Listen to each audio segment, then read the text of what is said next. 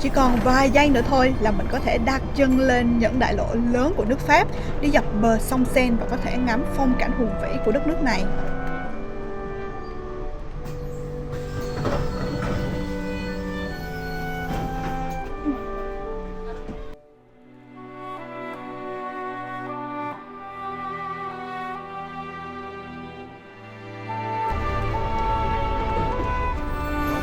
Wow, trời đẹp quá.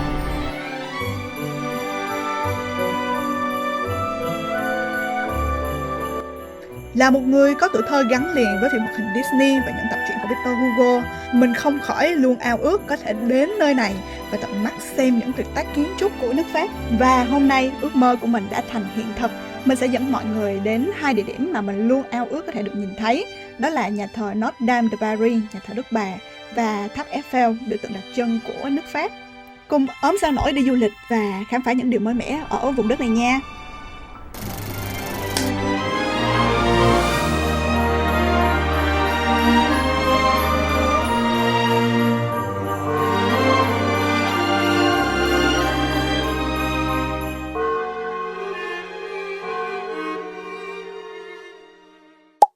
Trong chuyến đi lần này, may mắn nhất đối với mình đó là cơ hội bước vào trong nhà thờ sau 5 năm. Nhà thờ này đóng cửa do quy trình trùng tu sau vụ cháy của năm 2019. Đây là một vụ cháy lớn gây tổn thất rất nhiều cho nhà thờ. Nhà thờ Notre Dame de Paris là một nhà thờ có tuổi đời rất lớn, đã 850 năm. Nhà thờ được xây vào năm 1163 và mất tận 200 năm để hoàn thành nó. Cũng như bao người đi du lịch thôi thì mình cũng đi trong tư thế là thư giãn nè. Đầu óc thì rất là ngây thơ mơ màng thôi. Đi thì mình ngắm cảnh đẹp, biết thêm nhiều thứ thì càng thú vị.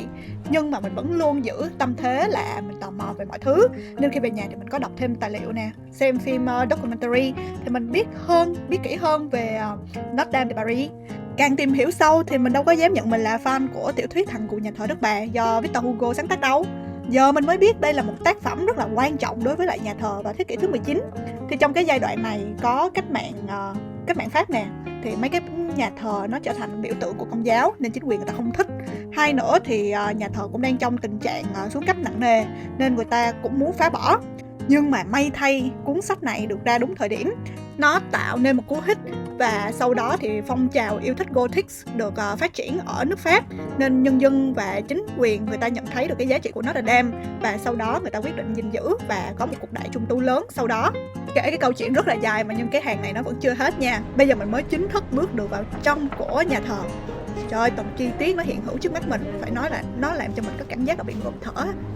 Đó, bước vào rồi thấy chưa? Thấy rất là nguy nga, tráng lệ, gọi là không có một từ ngữ nào có thể diễn tả được cái sự hoành tráng của nó. Wow, phải nói là để có được cái cảm giác mà nó rộng lớn và nó hùng vĩ như vậy á thì mình phải rất nể người kiến trúc sư hồi xưa về cái ý tưởng của họ. Mình nghĩ là người ta rất giỏi, nó xuất phát từ cái tham vọng của họ. Thì mục tiêu của họ là muốn xây một cái nhà thờ lớn nhất Paris. Thì để đạt được cái mong muốn đó thì trần nhà phải được nâng lên tới 15 mét luôn. Lúc đó nó có một cái rào cản thì các trần nhà mái vòm lúc đó nó dùng theo kiến trúc Roma. Thì mọi người nên sọc thử đi. Nó là một cái kết cấu rất là nặng nề. Sau này người ta mới suy nghĩ ra, người ta sáng tạo ra cái trần vòm nhọn là cái mọi người đang thấy đó. Thì đặc trưng của nó thì ở chính giữa có clay de voûte là cái hình tròn, gọi là gạch để khóa lại. Thì hồi xưa muốn xây cái dạng kết cấu này thì người ta sẽ có một cái khung gỗ, người ta xếp gạch lại với nhau, sau đó để cái gạch clay de voûte đó ở chính giữa để nó giữ lại hết kết cấu. Theo như mình biết thì với cái kết cấu này thì trọng lực của từng viên gạch nó sẽ giảm. Nó giảm ở đâu? Nó giảm lên trực tiếp cái trụ đỡ của nó, gọi là cái trụ nhà. Thì hồi xưa cái trụ nhà nó sẽ xây cái đường kính nó rất là bự, rất bự luôn. Mọi người nên thử đi lâu đài Chantilly ở ngay cái chỗ trường đua ngựa, mọi người sẽ thấy được là cái trụ rất là bự, to đùng luôn. Với cái sáng tạo này thì cái trụ nó nhỏ hơn, nó tiết kiệm được gạch nè, nên người ta đã xây dựng cao lên và khoảng cách của tường được giãn ra. Nó cũng tạo ra cơ hội cho những cái tấm cửa kính màu được rộng hơn. Đây cũng là nơi sở hữu 3 cửa kính hoa hồng lớn thứ hai nước Pháp. Cái thứ nhất là ở Notre Dame Tasbourg, thì mình cũng sẽ có clip đi Tasbourg nên mọi người nhớ follow để xem clip đó nha. Mình đi dọc theo lối đi thì rất là dễ gặp các tác phẩm điêu khắc trên gỗ. Thì đây là một trong những bức tinh xảo điêu khắc lại câu chuyện về Công giáo. Mình không theo đạo thì mình không biết được chính xác đây có ý nghĩa gì, nên mọi người comment cho mình biết với ha. Đi càng về sau thì độ chi tiết của kính màu càng nâng lên. Ở đây làm cho mình ấn tượng bởi trần nhà được sơn màu xanh, có điểm xuyến ngôi sao vàng. Thì ý nghĩa của cái nơi này là khi mà mình cầu nguyện, mình sẽ có một cái cảm giác kết nối với thiên đường.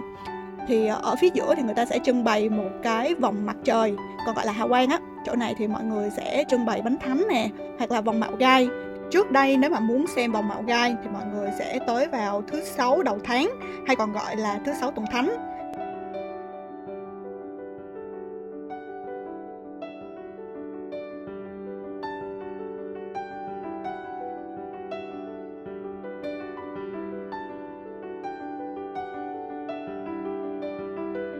Có một chi tiết dành cho những người yêu thích nghệ thuật, đó là cách bài trí hay còn gọi là curations của các tác phẩm ở đây khá là thú vị.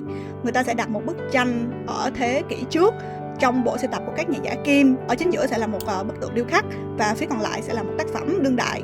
Thì tất cả các tác phẩm này sẽ đi chung vào một chủ đề. Mình tin vào tâm linh thì mình nghĩ các tác phẩm ở đây đều được Chúa bảo vệ rất là kỹ và nó không bị chịu tổn thất quá nặng nề sau vụ cháy của năm 2019. Mọi người đi vào các nhà thờ châu Âu thì sẽ thấy một cái đàn rất là bự ở đó. Thì cái vụ cháy trước đây cũng không làm nó bị tổn thất quá nhiều, chỉ bị hư một ống do bị ngập nước do cứu hỏa thôi. Tất cả các giá trị ở đây đều được giữ trọn vẹn. Nếu mà mọi người muốn mua đồ lưu niệm thì ở phía cổng ra họ sẽ bán rất là nhiều thứ, nhưng mà mình lại thích đồng xu. Đi mỗi địa điểm thì mình sẽ collect một đồng xu vào một cái album của mình. Đi ra phía cổng thì mọi người cũng sẽ thấy được là công trình cũng đang trong giai đoạn hoàn thiện. Tháp nhọn cũng đã được dựng lên và mình cũng hy vọng là Notre Dame de Paris sẽ được hoàn chỉnh trong thời gian tới và được mọi người đón nhận nhiều hơn. Trộm vía là trời hôm nay mát và đẹp trời nên tụi mình quyết định sẽ đi bộ sang tháp Eiffel. Nếu mà đi du lịch châu Âu thì mọi người cũng nên chuẩn bị tinh thần là mình sẽ đi bộ rất là nhiều. Ngoài ra thì mọi người có thể dùng những phương tiện công cộng như là metro hoặc xe bus. Trong video này mình sẽ chỉ cho các bạn các khu vực có thể ngắm tháp Eiffel đẹp, vắng người và có thể chụp hình check-in thoải mái. Thì mình đang đứng ở khu vực dưới chân tháp của tháp Eiffel. Ở đây thì là một công viên rất là rộng, mọi người thường đi dạo nè, hoặc là có thể cắm trại ngay dưới chân tháp Eiffel. Mình đang tiến gần hơn tới tháp. Chù chà, biểu tượng của nước Pháp đang hiện lên trước mắt mình nè. Ở phía dưới thì có khu vực để cắm trại, mọi người hay lót thảm ở đây để đi cắm trại. Nhìn rất là chill và lãng mạn ha. City of Love có khác.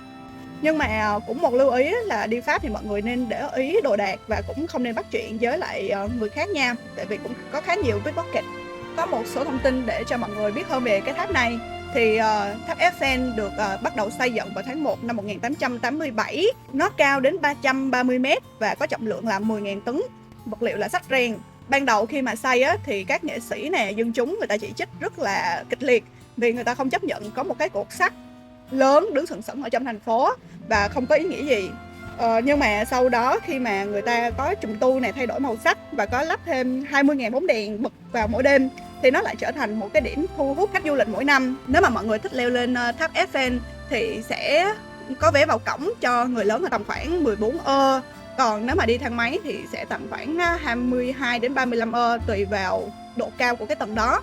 Ngoài ra thì ở phía trên còn có một nhà hàng, mọi người có thể lên trên đó để có thể ăn, nhưng mà khá mắc nha.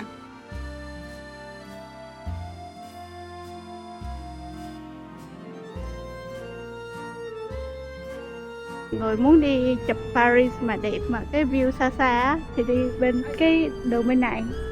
Nói chung là tìm cái view đèn này, ngay cái chỗ này siêu vắng để chụp. Là phải đi chỗ này nè, nó viết ở đây nè.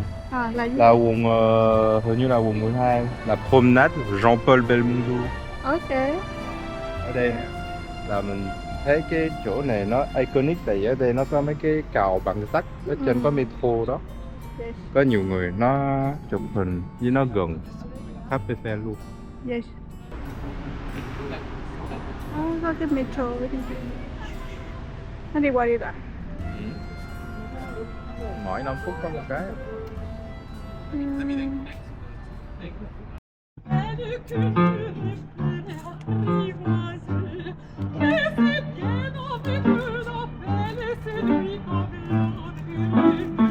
Để tháp Eiffel.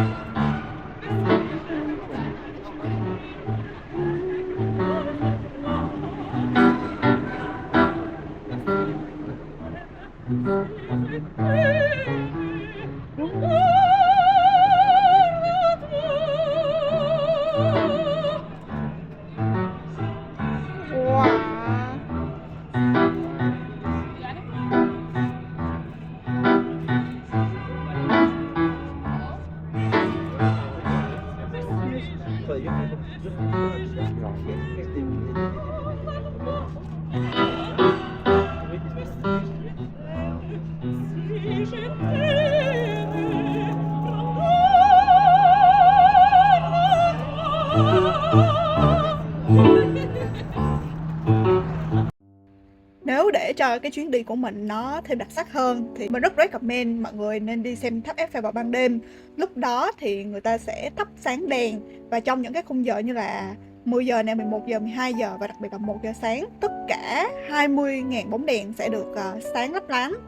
Nó rất là đẹp luôn, nên mọi người mà đã yêu thích khung cảnh của Paris rồi thì nên đến vào ban đêm, rất là thơ mộng luôn. Ok, và chuyến tham quan Notre Dame và tháp Eiffel của mình cũng khép lại. Cảm ơn mọi người đã xem hết video của mình. Đừng quên like video, subscribe và bấm cái chuông để xem video mới nhất của mình nha. Cảm ơn cả nhà. Bye bye, peace you.